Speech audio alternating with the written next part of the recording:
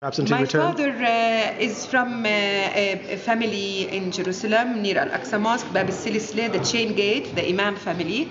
And when he got some money because he was working in tourism, he decided that he wants to build a house in the western part of the city. At that time, I'm talking about the 40s, there was no west and east. There wasn't yet a green line to divide Jerusalem east and west.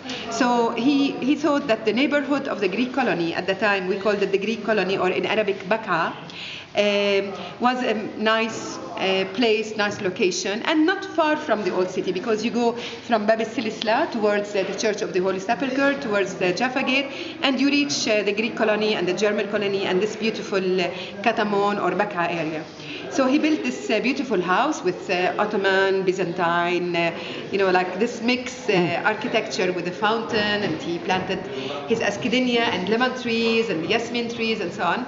And in 1948, when the Yergun and the Haganah, these are Zionist movements, and these are terrorist movements, came into chasing people out of their homes, he went out with his mother and the Quran. His mother and the Quran. Although my father wasn't a very, our ancestor is an Imam. We are Imam Husseini family.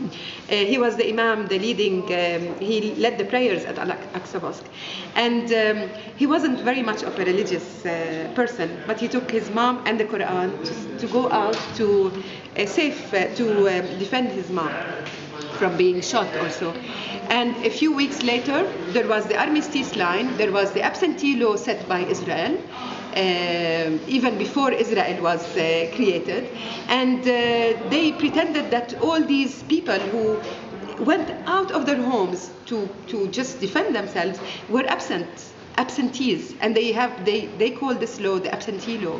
So when they went back, they couldn't even cross the border to go to the western part of the city. And my father therefore lost his house. Today, when I go back to his house and I say, I have an Israeli ID because I'm occupied by you, give me back my father's house, they would say, this is history, you don't have the right to go back to your father's house. Your father's house was confiscated, there was war, this is what happened to us in Egypt, in Iraq, in Germany, we can't go and get our houses back. Although today, most of the Jews are getting their compensation for their homes.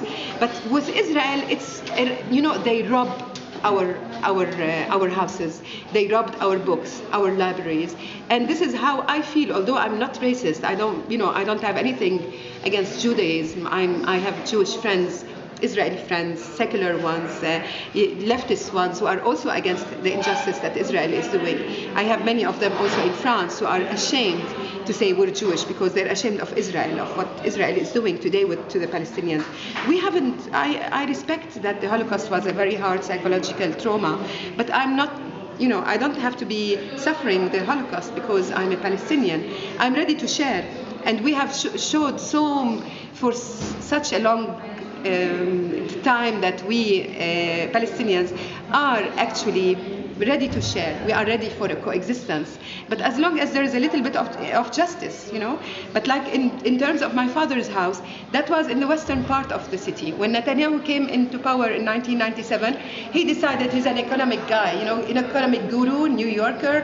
He wants to privatize, so he wants to sell and get some money.